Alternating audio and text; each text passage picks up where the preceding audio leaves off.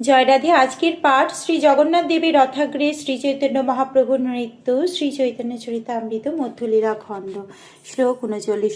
গঙ্গা দাস হরিদাস শ্রীমান শুভানন্দ, শ্রীরাম পণ্ডিত তাহা নাচে নিত্যানন্দ। বাসুদেব গোপীনাথ মুরারি যাহা গায়ে, মুকুন্দ প্রধান কইল আর সম্প্রদায়।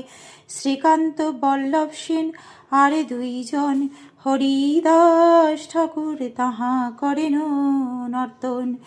গোবিন্দ ঘোষ প্রধান কইল আর সম্প্রদায়, হরিদাস বিষ্ণু দাস রাঘব যাহা গায়। মাধব বাসুদেব ঘোষ দুই সহদর, নৃত্য করেন তাহা পণ্ডিত বক্রেশ্বর। কুলীন গ্রামের এক কীর্তনীয় সমাজ, তাহা নৃত্য করেন রামানন্দ সত্যরাজ। শান্তিপুরের আচার্যের এক সম্প্রদায়, অচ্যুতানন্দ নাচে তথা আর সব গায়। খণ্ডের সম্প্রদায় করে অন্যত্র কীর্তন, নরহরি নাচে তাহা শ্রী রঘুনন্দন।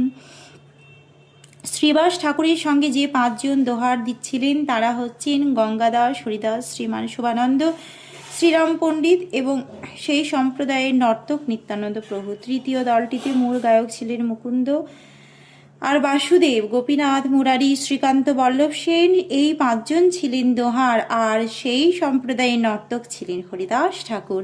চতুর্থ সম্প্রদায়ের মূল গায়ক ছিলেন গোবিন্দ ঘোষ এবং হরিদাস, বিষ্ণুদাস, রাঘব, মাধব ঘোষ, বাসুদেব ঘোষ ছিলেন দোহার, আর সেই সম্প্রদায়ে নৃত্য করছিলেন বক্রেশ্বর পণ্ডিত। কুলীন গ্রামের একটি কীর্তনিয়া সম্প্রদায়ে রামানন্দ এবং সত্যরাজ নৃত্য করছিলেন। শান্তিপুর থেকে অদ্বৈত আচার্যের একটি সম্প্রদায় এসেছিল এবং তাতে নৃত্য করছিলেন অচ্যুতানন্দ এবং অন্য সকলে তাতে গাইছিলেন। খণ্ডবাসীদের কীর্তনিয়া সম্প্রদায়ে নরহরি প্রভু এবং শ্রী রঘুনন্দন নাচছিলেন। জগন্নাথের আগে চারি সম্প্রদায় গায়ে, দুই পাশে দুই গাছে এক সম্প্রদায়। সাত সম্প্রদায়ে বাজে ১৪ মাদল, যার ধ্বনি শুনি বৈষ্ণব হইল পাগল।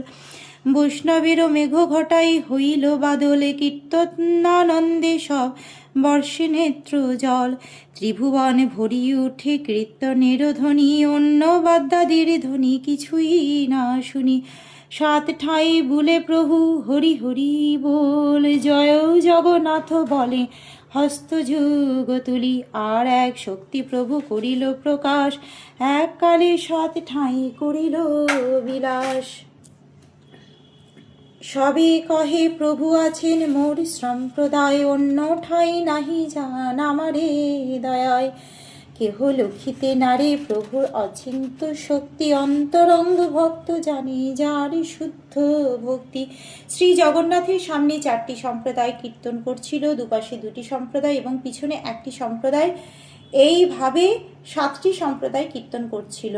সাতটি সংকীর্তনের সম্প্রদায়ে ১৪টি মাদল বাজছিল, যার ধ্বনি শুনে সমস্ত বৈষ্ণব ভক্তেরা পাগল হলেন।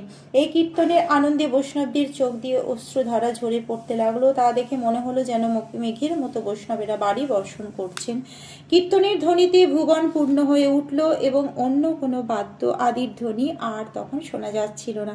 হরি হরি বলতে বলতে শ্রী চৈতন্য মহাপ্রভু সাতটি সম্প্রদায়ে ঘুরে বেড়াতে লাগলেন এবং দুহাত তুলে তিনি জয় জগন্নাথ ধ্বনি দিতে লাগলেন। শ্রী চৈতন্য মহাপ্রভু তখন আর একটি অলৌকিক শক্তি প্রকাশ করে একসঙ্গে সাতটি সম্প্রদায় লীলা বিলাস করতে লাগলেন। সকলেই বলতে লাগলেন, শ্রী চৈতন্য মহাপ্রভু আমাদের সম্প্রদায়ে রয়েছেন, আমাদের প্রতি অত্যন্ত কৃপা পরবশ হয়ে তিনি আর কোথাও যাচ্ছেন না। প্রকৃতপক্ষে শ্রী চৈতন্য মহাপ্রভুর অচিন্ত শক্তি কেউই দেখতে পারে না, অতি অন্তরঙ্গ ভক্তরাই কেবল তাদের শুদ্ধ ভক্তির প্রভাবে তা বুঝতে পারেন। আজকের পাঠ এই অবধি।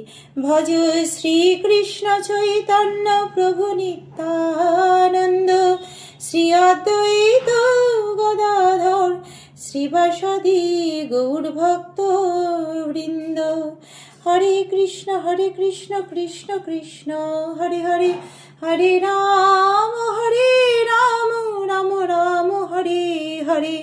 জয় রাধে জয় রাধে জয় রাধে।